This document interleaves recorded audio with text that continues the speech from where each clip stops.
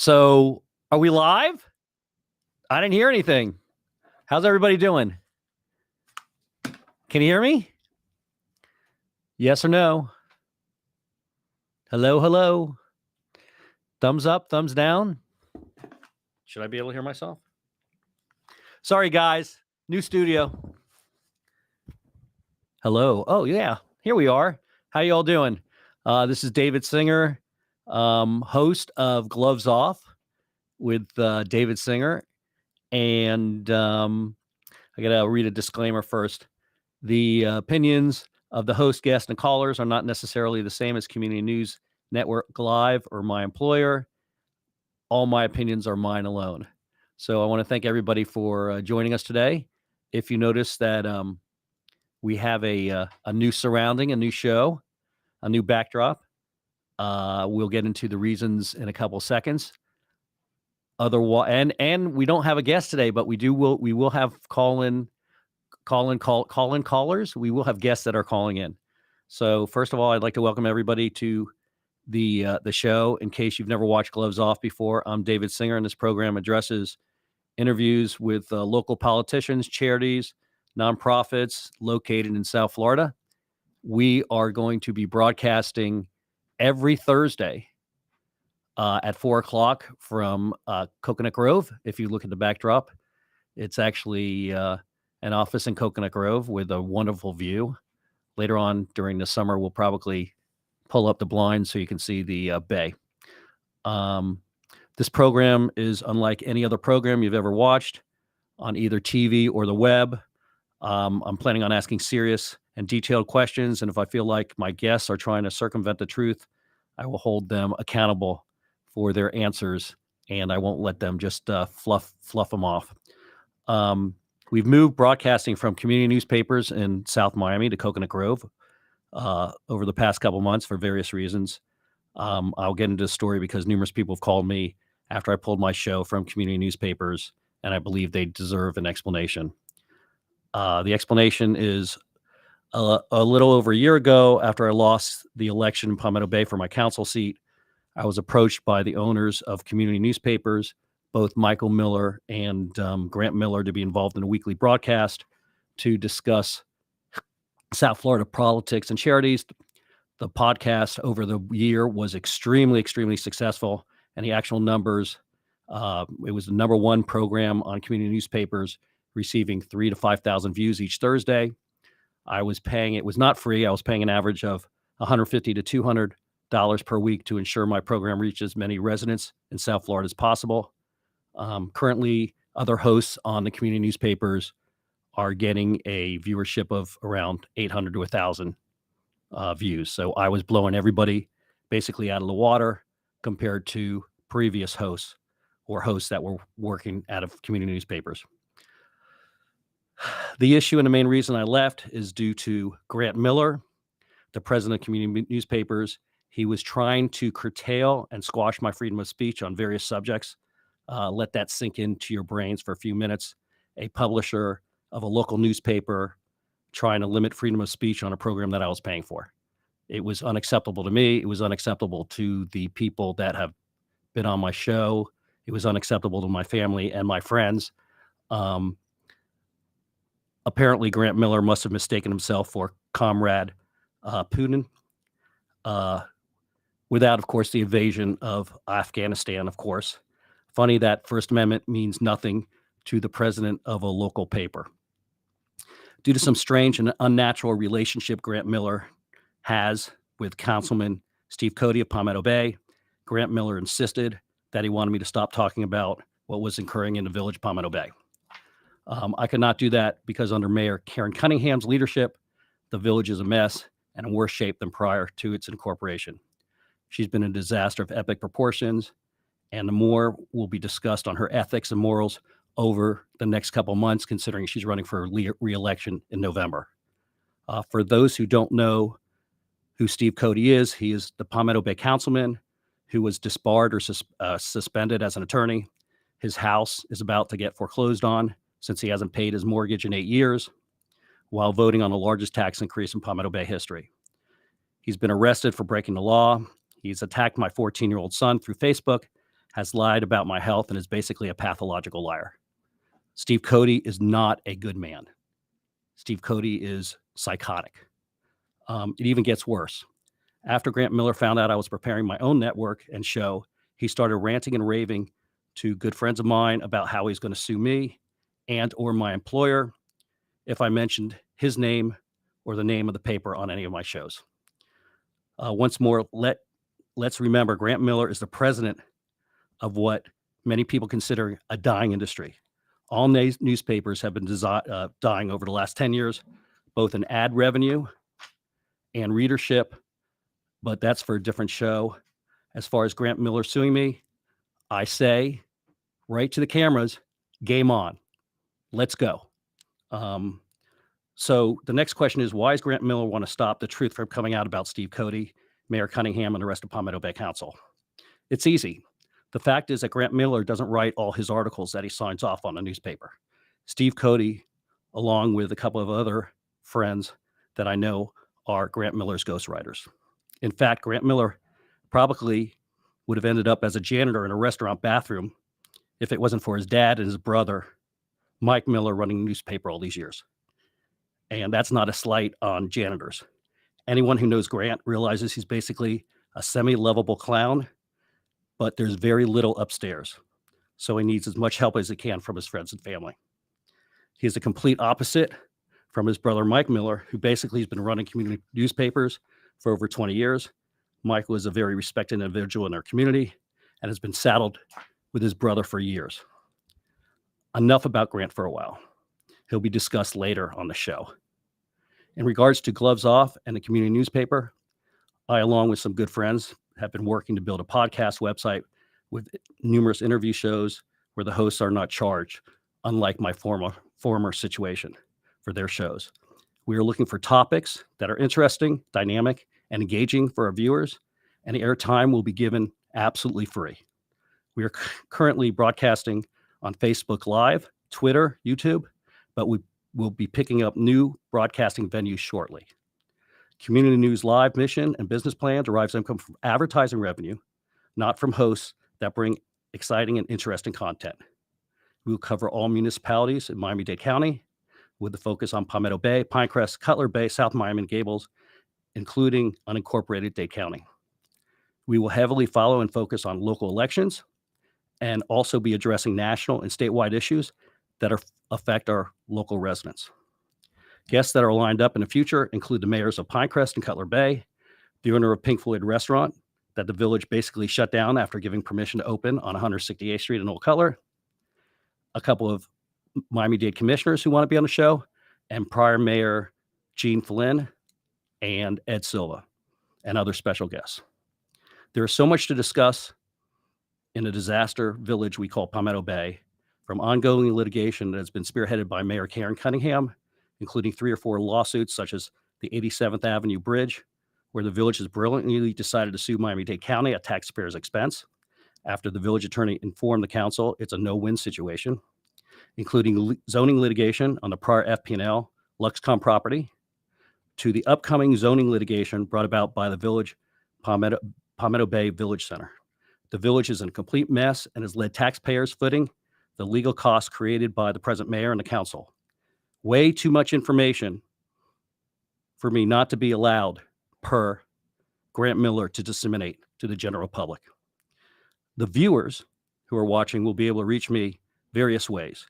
You can call me on my cell, which is 786-584-7665 to ask questions, or you'll be able to send me emails to info@glovesoffwithsinger.com, or you can send me text messages. Community Newspaper Live is presently working with individuals who are interested in programming to discuss fishing, local sports, and music. If you have any interest in having your own show, there will be information on our Gloves Off website. If you have any interest in advertising, there will also be information on our website. Once again, the shows that we'll be broadcasting, if I find interesting enough, will be being able to broadcast free of charge. I will not be expecting any host to give me any money to broadcast their individual shows. I'd like to say happy 177th birthday to our Sunshine State, Florida. it became the 27th state of the United States on March 3rd, 1845, which actually is very cool. I also like to wish happy birthday to Deidre Krause and Gloria Greenfeather Anderson. Now, my first guest did not realize that he's going to be a guest on my program today, but he's actually helped me setting up this whole new show. Come on, sit down, Mo. We're going to talk about Afghanistan. Do you have headphones? By the way, I do owe Grant Miller some appreciation, because if it was not for him, I would not be able to have the freedom of speech I have now on my own show. He really did everything he could to stop me from telling the world what was actually going on in Palmetto Bay. Remember, that is the president of your local newspaper. How you doing? All right. I think I can take these off now, right? How's my hair look? Sexy as usual. Oh, thank you. So Mo's been working with me for a while on getting all this stuff. Mo's been working with me for a while, along with numerous others who hopefully I failed to mention, but I will get them on screen time in the near future to come up with a show. And that's a little intriguing, maybe a lot intriguing. And we'll bring in special guests. So I appreciate your help. Thank you very much. So let's start talking. What do you want to talk about, David? Let's talk about Afghanistan. Why Afghanistan? Because isn't the hot topic right now Ukraine? Yeah, I'm sorry, Ukraine. See, that's what's wrong. Is I'm thinking one thing, I'm going now. Okay, It's okay. Ukraine. Is it because I'm brown, so you're thinking about Afghanistan? No. But you are from Iran, right? Close enough. There you go. Close enough.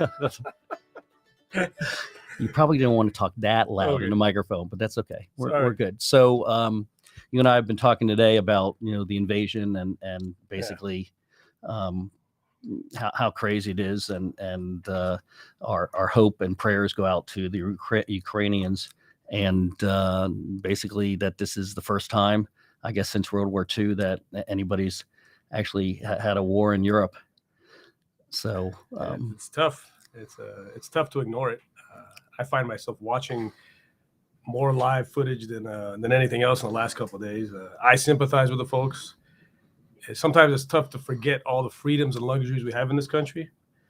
No, but people are. What I like is the fact that these people are on death's door, basically, right? Yeah. You see tanks pulling through their streets, but we have people in this country that are basically bitching that they're paying 25 cents more a gallon than gas. Yeah, well, you do hear a lot of that, and a lot of people don't realize how good we actually have it and how much worse it could be.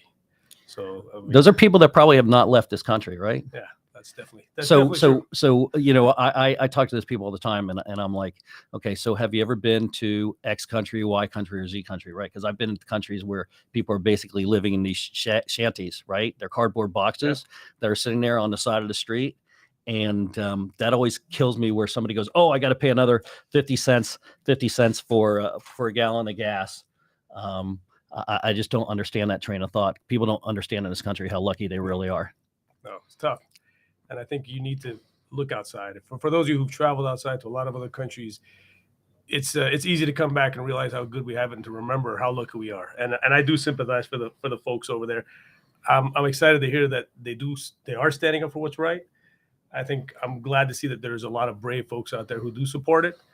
I try to put myself in their shoes. I have children. I have a wife. I have a family, and it's really tough to imagine that someone is forced to just pick up and take everything they have and leave. Mm-hmm. Because they have 1 million people, I think, right now are trying to get into Poland. And why? Because of somebody else's ego? Because someone else just is power hungry? I really don't get it. I mean, as far as I know, it's like you're fighting with your own cousin, your own brother. And if anybody's listening to this, I wish we could speak to the Russian citizens and the Russian soldiers.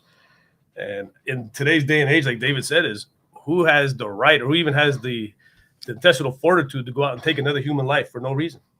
Who does that? Well, the question is, have we not learned anything over the last 100 years? Apparently not. I mean, we're basically 100 years away from World War I, right?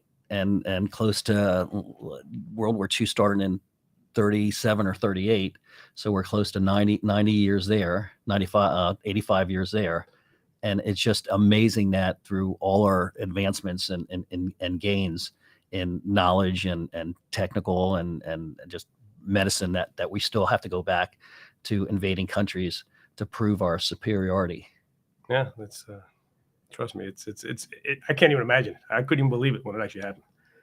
I'm still in disbelief. I still can't imagine that the Russian people wouldn't stand up and say, "Hey, listen, we don't stand for this." Well, I think there are Russian people. I think that they had. I think a lot of people have been arrested on the streets of Moscow protesting. I think that there's a lot of ex-military generals who have written op-ed articles saying that this is insane. I just don't think that you had a Russian general that died today. Apparently, he was killed in Afghanistan. It's at the point where you gotta learn from your past mistakes, and Russia, unfortunately, I don't think has learned from its past mistakes. Or you have one individual that hasn't learned from the past mistakes. That war really does, war doesn't do anybody any favors. And when is enough? What's the motivation?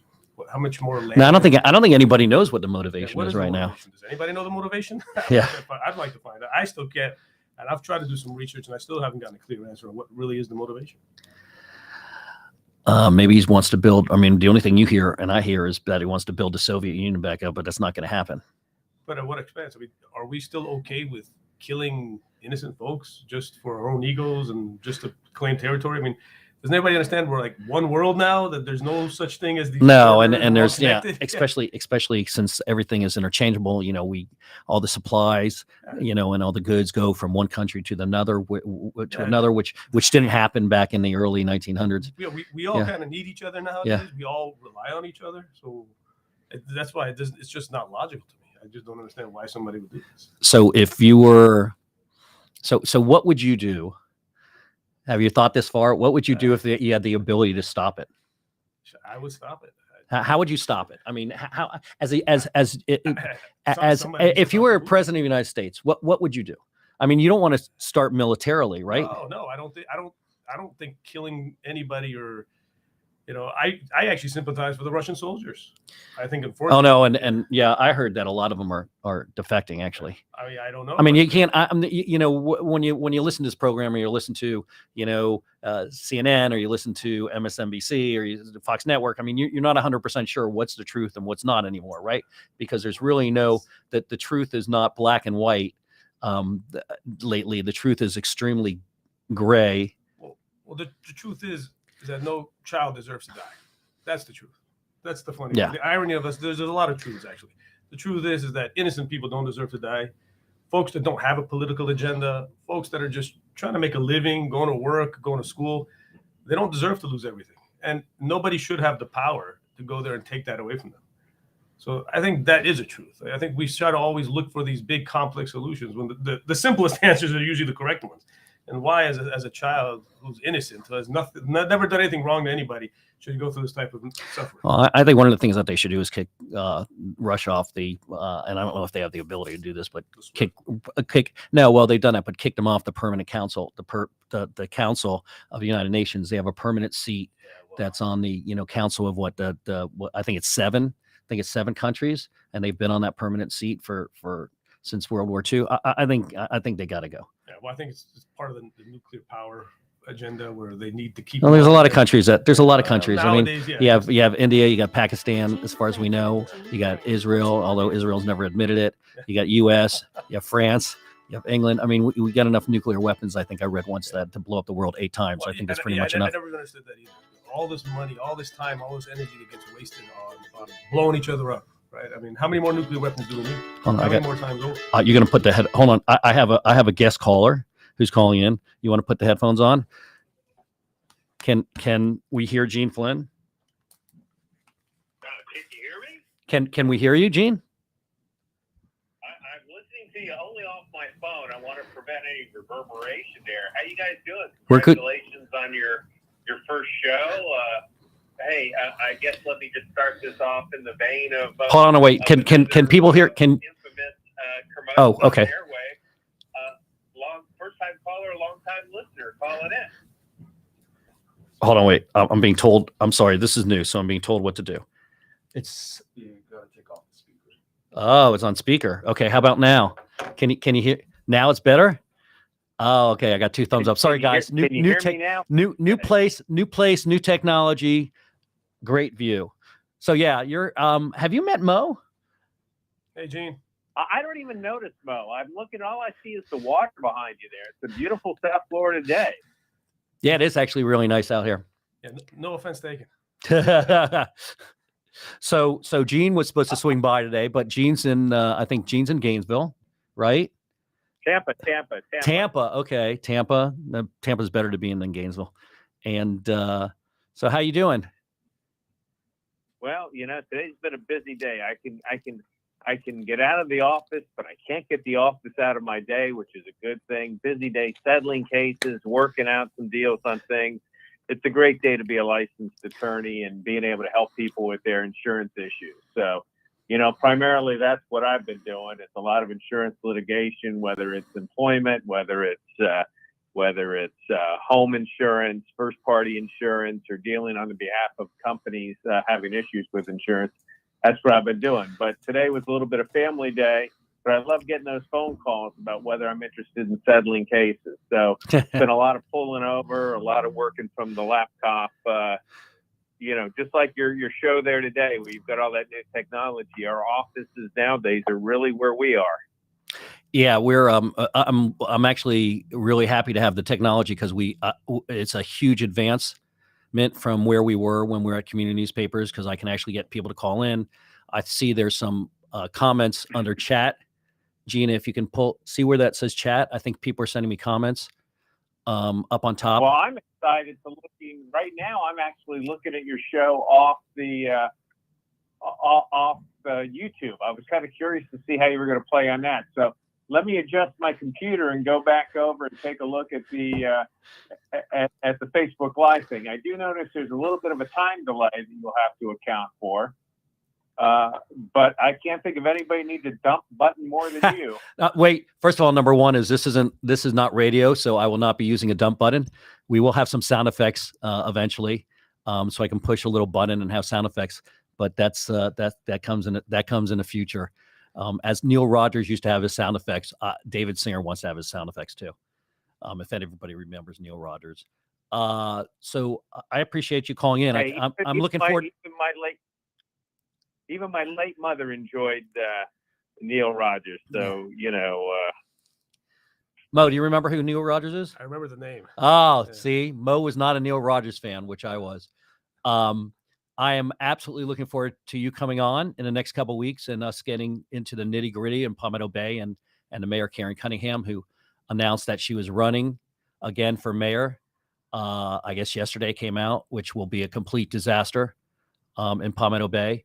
I would like to send out an invitation for Grant Miller or Mike Miller to come on my show and discuss why they felt it necessary to curb my freedom of speech on a program that I was paying for. So they are more than welcome to come on my show any Thursday. And I think that's it. All I can say is thanks for calling in, and I'm looking forward to sitting down with you and talking about Palmetto Bay, Pinecrest. We got some good info on Pinecrest to talk about too. The banning of gasoline leaf blowers. Talking about taking a thumb. Go ahead. That's interesting. One of the things you're going to need to follow is they're working on a shared path and bike lane area for, I believe, Kendall in their town. And I heard an interesting story, and I don't know whether that person will ever come forward and admit it. But one of the things they were talking about with their public works person and their Kimley Horn and the other people that I were told were part of the walkthrough meeting was that they are specifically not going to do it like what happened in Palmetto Bay. Of course, I told that same source kind of, how dare you, because it was really Pinecrest that created the issue and shoved it out of their city and into the lap of Palmetto Bay. They ate Palmetto Bay's lunch. Palmetto Bay thought they were getting something, and it was all giggles. It was, Palmetto Bay may have paid $500,000 to put that mess in along their side of the road, but it was worth $1 million for Pinecrest not to have it on their side of the street. Yeah, well, So- you can call in when we have Joe Cordino, because he's already told me he wants to come on the show and discuss. He wants to discuss the gas leaf blower debacle, and I would like to talk to him about the 10-foot sidewalk that I have not seen anybody use in Palmetto Bay since it's been built. Okay, So let's be. Yeah. It's not a 10-foot sidewalk. If you really go, you and I have been out there. It's only as good as its shortest area, and there's a lot of bottlenecks there where it's really the standard 5-foot sidewalk. And whoever designed it hates cyclists, because when you get up there, cyclists are still going to take the road.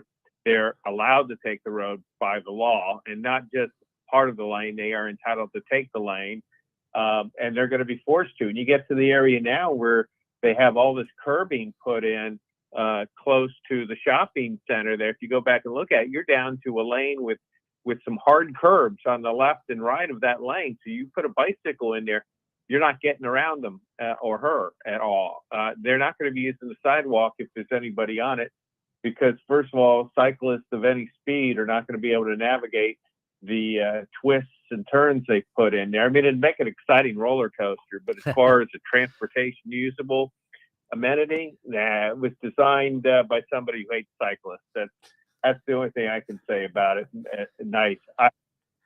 I have made some comments to the people that are working on the current view of 152 and 184. And David, I think that's a show you've got to do at some point, because I can't imagine the nobody's going to let them skipper. nobody's going to let them put a 10-foot sidewalk on 152nd Street.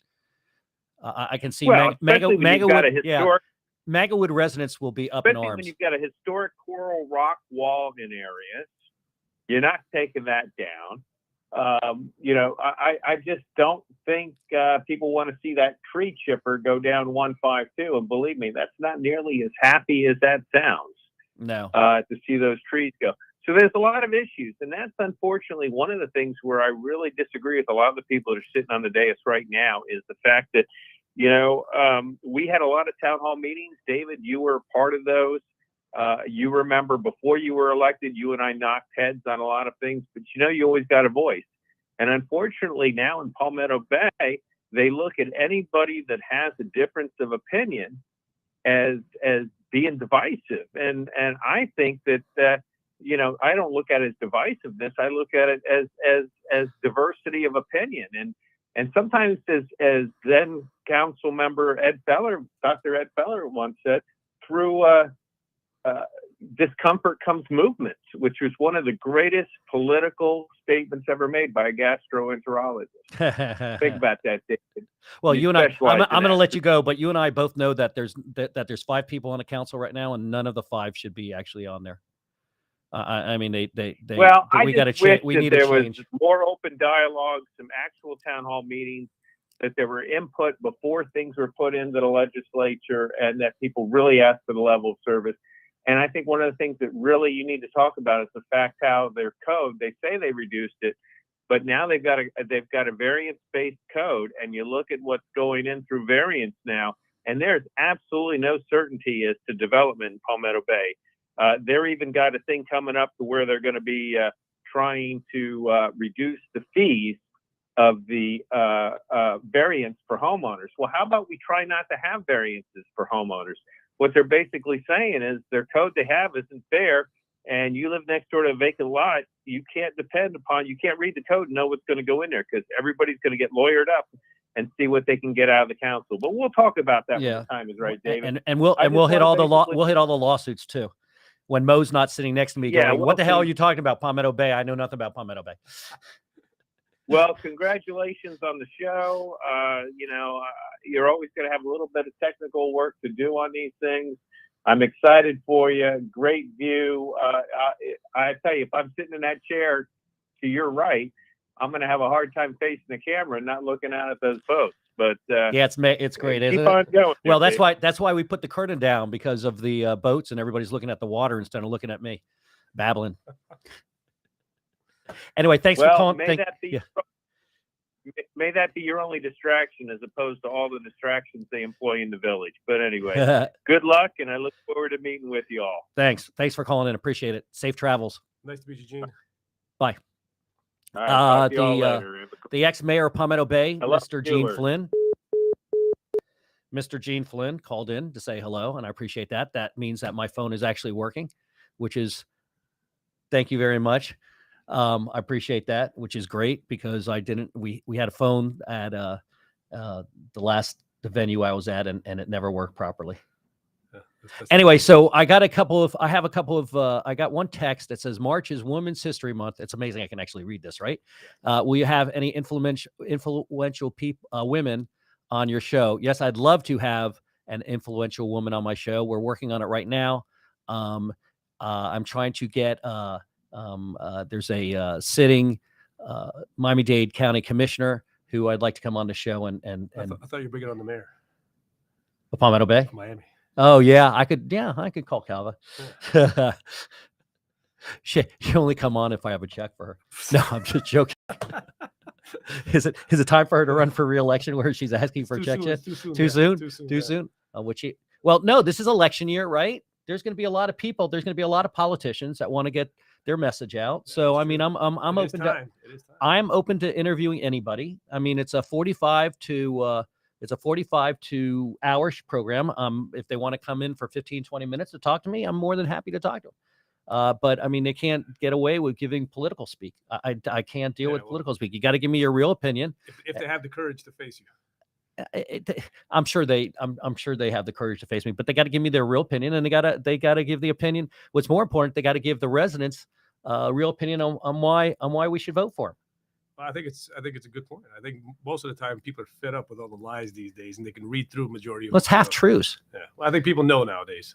By the way, you got a bug on you. There you go. Thank you. I killed it. Sorry, there was a bug there. It was his excuse to hit me.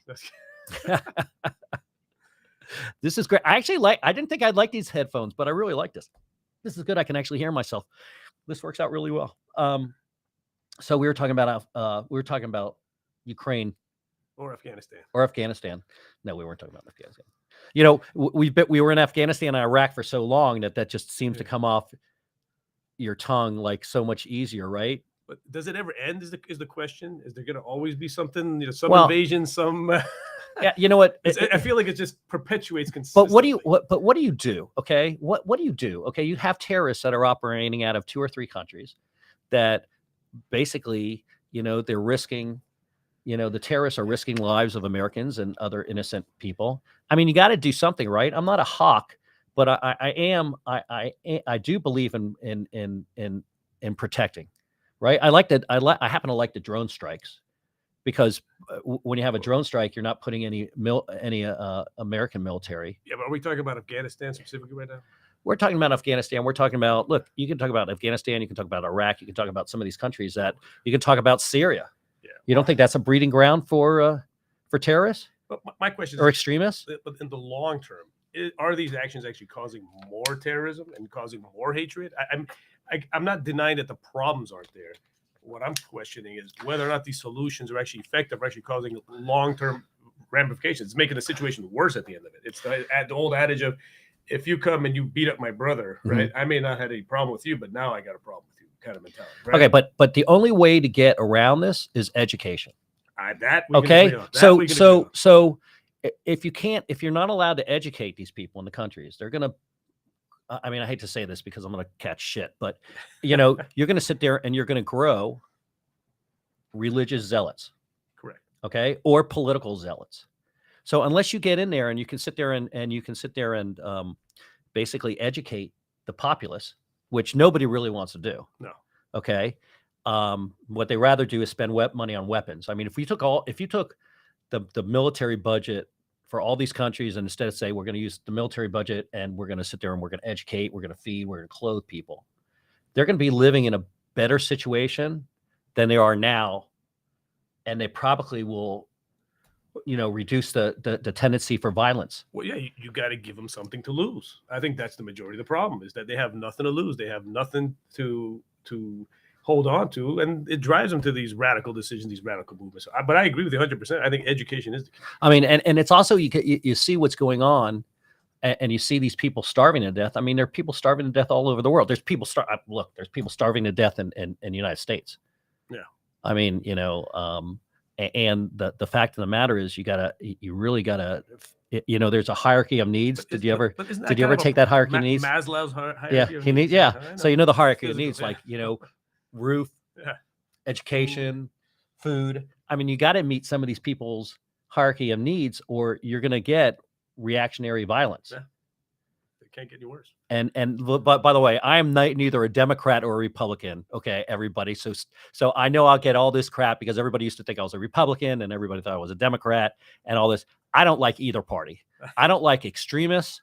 Okay, and it seems like the extremists run both political parties. I like the middle of the road. I like to see politicians who don't absolutely agree on anything to find at least one or two subjects they can agree on, reach across the aisle, work on a subject they agree on, okay, and try to move this country forward. But isn't that how it used to be, David? Isn't that how it generally was? I remember growing up that there was always this left and right, but I always felt like they found the middle ground. I think that's how it used to be, or maybe am I just wrong?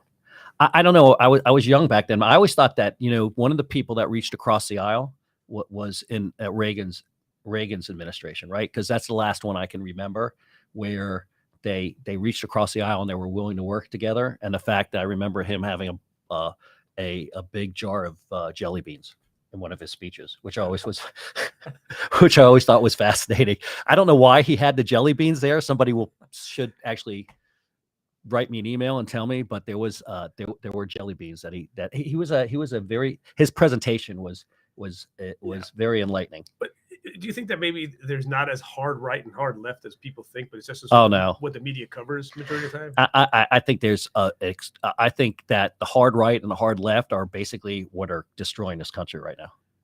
Because they But is it the majority or is it the loudest voice? It's the loudest voice. Okay, but the squeaky wheel always gets the grease, right? That is true. Well, I've always had a theory. I've always said it's unfortunately the 5% of each fringe that causes all the problems, and the majority of the people actually are saying, that's just great, humble people. But the problem is that 5% fringe that causes all the problems. Listen, that's my theory. One of the issues is that the majority of this country, they wake up, they go to work, they want to put food on the table for their family, they want to educate their kids, okay, and they don't want to know about this nonsense. And it's just piped. The nonsense is piped into your house, 7/24 through either your phone, okay, and I get sucked into it too, or the internet or the TV set, and there has to be a way to sit there and fix some of these issues. Don't pay so much attention to these extremist groups that are trying to really destroy this country. Well, and you even got the extremists. I mean, you could see. I didn't watch the State of the Union address, but I read out about it. You even got people that are sitting there at the State of the Union address, which is very, it's supposed to be respectful and everything else. They were just, making fun of Biden's speech apparently, and just doing that type stuff. And I'd like to comment on some of this stuff. And I mean, I'm actually, for the first time, I feel sad sometimes for this country because I do hear all the hate and the violence. I mean, when does it ever become okay to go out there and say F someone in public, right? And with women, children, what happened to the class and respect of this country? Whether you agree or disagree with someone, when is it okay that we celebrate this type of behavior? And how has it become normalized all of a sudden? That's a good question. Yeah, I mean, I don't know. I don't know if it is normalized for people like you and I. Yeah, okay, I think it's normalized for they either want attention or they're extremists, or I mean, look at the violence that's gone on lately. I mean, look who the hell walks into a school and starts shooting students? Yeah. I mean, explain how do you get into these people's heads to find out why they're doing the crap they're doing? I mean, I don't know. I mean, there's just so many. You always think, and I'm on the last third of my life or whatever it is, the last quarter of my life. I'm not a youngster, but you always want to leave the world a better place for your kids and your grandkids than when you took over, or when you were. And I don't besides medical advancements and technology advancements, I don't think humanity is advanced at all. Well, I don't think we're setting a good example. I don't think folks, I mean, I have children, and when people ask me, I say, my job as a parent, my job, I don't blame the school system. I don't blame teachers. I don't blame the baby. I say my job is to raise these kids to contribute to the world and to make it a better place. I don't tell them what they need to do in life. I said, as long as they're contributing to this world and making it a better place. And I don't think people are doing this. I think people are blaming everybody else for their kids' behavior instead of taking ownership for. Oh no, you always hear parents complaining about the school system. Yeah, But it's not the when was the school. last time that you had a parent that really helped out a kid? I mean, I plead guilty to this. I mean, I'm exhausted from work. Yeah. I have a 14-year-old. He'll come home and say, "Hey, can you help me with math?" I go, "Oh God."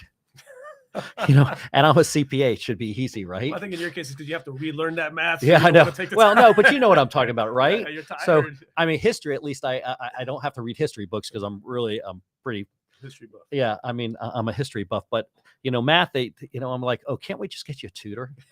You want to sit there and shirk off your responsibilities to somebody else. And it's not the teachers. I mean, I think the teachers have done a really good job. I think the teachers during the pandemic Listen, have done an excellent job. Teachers have the toughest job job. in the world. Listen, I hands down, I got to give it to them. Teachers have the toughest job in the world because let me tell you, I have 3 kids, and being half a day with them, being a whole day with them will drive me. Oh yeah, but bonkers. they probably treat you a lot differently than they do the teachers. I've walked into teachers and they've gone, "Oh, Jeremy is such a great kid. He smiles and he's warm and he's charming and everything." I go, "You got the wrong Jeremy." Am I in the right class? Yeah, am I talking to the right teacher? It's a tough job, but they know. No, These teachers have kids, and they're underpaid. Oh, absolutely. They're underpaid. They're overworked. You couldn't pay me enough. You couldn't pay me enough. I wouldn't last. I physically couldn't do it. I'll go out there and change a roof for you for free instead of going to that classroom and no, you're right. And it's a tough job. And I don't think parents appreciate. Oh, I know parents don't appreciate it. Yeah. And, but I mean, I definitely don't think parents appreciate it. I tell the teachers, listen, if my child is acting up, I will never blame you. It's my fault. Tell me and I will fix the problem at home. No. And then most like there was a Palmetto Middle School. I don't know if anybody read the article about, there was a child that was acting up in school, and apparently a child acting up at school, and one of the parents got really upset at the teacher and started spitting at the teacher. I mean, when they were brought into the principal's office, I mean, the teacher had a bulk out of there. I think the teacher was there, the principals were there, and an assistant principal was there. And the parent got so pissed off that they started, spitting on the poor teacher. He was probably who wanted nothing more to just have a student sit there and try to learn and not try to interrupt, because you have a kid that's interrupting class, not only interrupting the class for him or her, but for the rest of the students that are in the class. So he's taking away the learning time for 18 other students or 17 other students. We can talk about why there's 17, 18 other students in the class in the first place, but that's a whole other topic. Well, there was supposed to be a limited amount of students in the class. They passed some sort of bill about, maybe you need to talk about that, Bill. Oh yeah, there was a bill that was passed about 5 or 6 or 7 years ago that limited the amount of students in a class, and then somehow they listen. It's like Palmetto Bay. We passed all these ordinances and resolutions and everything, and they don't follow any of that stuff. They just pass them to pass them. I can't tell you the amount of resolutions and ordinances that Palmetto Bay's passed, and they don't follow any of them because they just don't care. Yeah, well, that's the problem. People don't care. Yeah, I think that's the problem. But well, there's no ramifications. It's not that they don't care. They don't care, and there's no ramifications. But I mean, you hit a soft spot with me with education, because I do truly believe that education is the solution to the majority of the problems of not only this country but the world. No, the world. It's just you gotta educate and feed people. And to touch upon your topic about left and right, it's probably part of the problem is if you form an opinion in today's society, they automatically want to label you. Like, I'm a firm believer of free education. And the minute you say that, people just want to label you. You're a liberal, for God's sake. Well, liberal is the least of the problem. The libtard, this, that. Yeah. I mean, we know what what is it? A butterfly? What do they call them? They don't call them butterflies. Yeah, a snowflake. There you go. Snowflake, not a butterfly. So I have to go through this. Well, I know you. You are a snowflake. Well, yeah, I'm not. I'm okay. So let's see if I can read some of these. Good point. I can't read that. Can't. I'm sorry. A 2002 state constitutional amendment limits classrooms subjects to 18 students in kindergarten through third grade, 22 in fourth and eighth grade, and 25 in high school. I still think that's too many. Well, that's a funny. They say limit. It's Yeah. not, No, I think that's too. I think that's too many. Thanks, it should Deidre. really be. We have an open policy of this many students, not a limit. That's a lot of kids. Listen, I got to tell you something, and I don't know if Have you been in this. a room with 18 kids? I don't know if this still holds true, honestly, but I remember that some of the and I'm not knocking, okay, administrative assistants, that work for the school board or anybody else. So I know I'm gonna, I know exactly when I open stuff up like this, I'm gonna get emails. But the administrative assistants at the headquarters for Miami-Dade schools were making more money than the teachers. Yeah.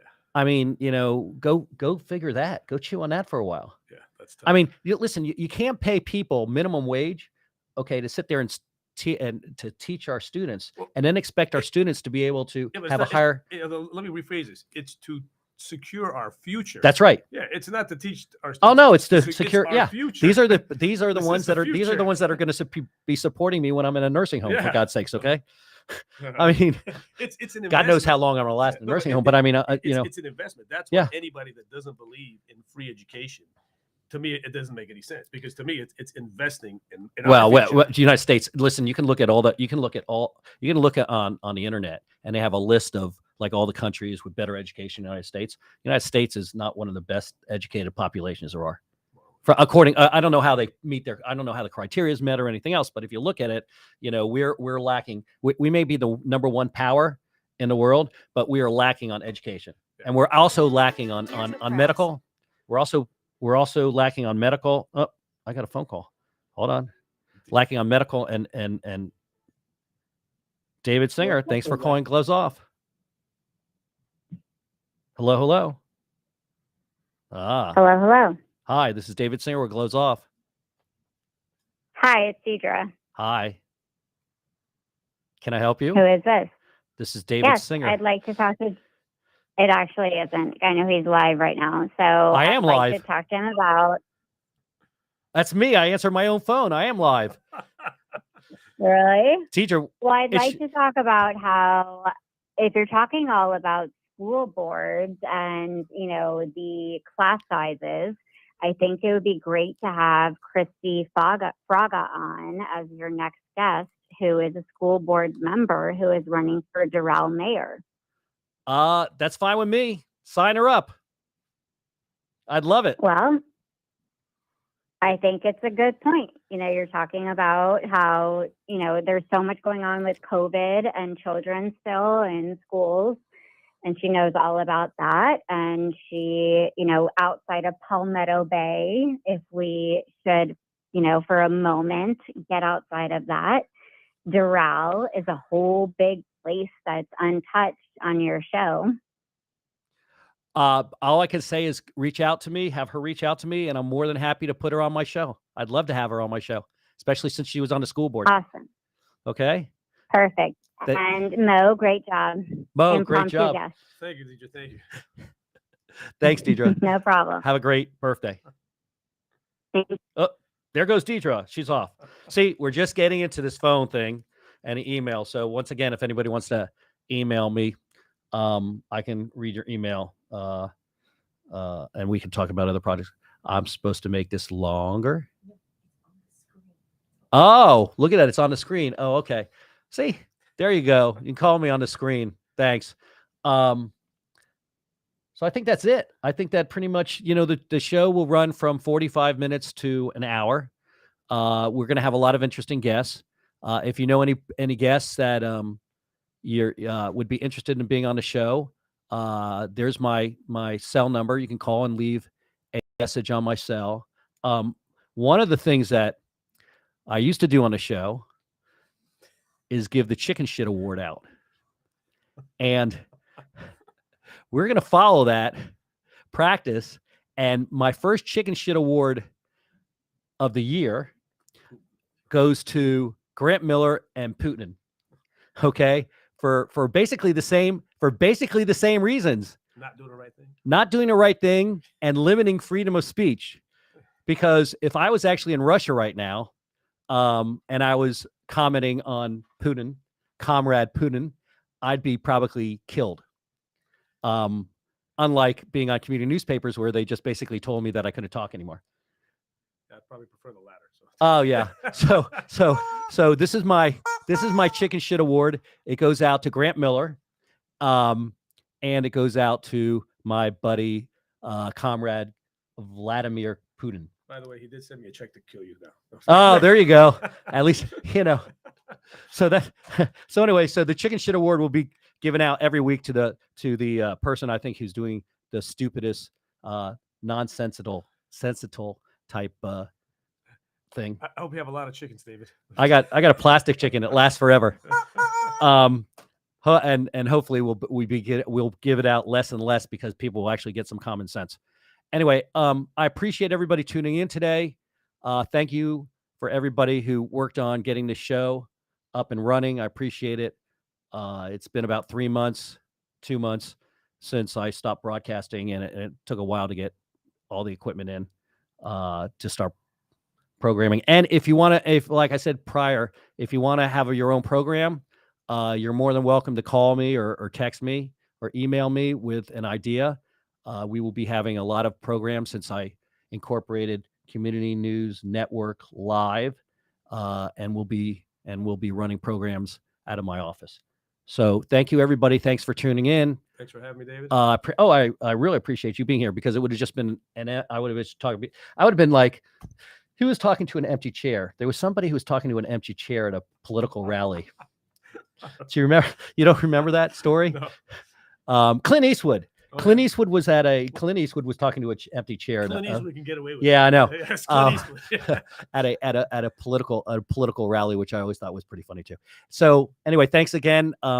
Luckily, COVID seems to be declining, I think it's 'cause we all which means got it. you and I can be here without a mask. So hopefully everybody's healthy. And that's it for today. Thank you very much. We will see you all next week. Peace out.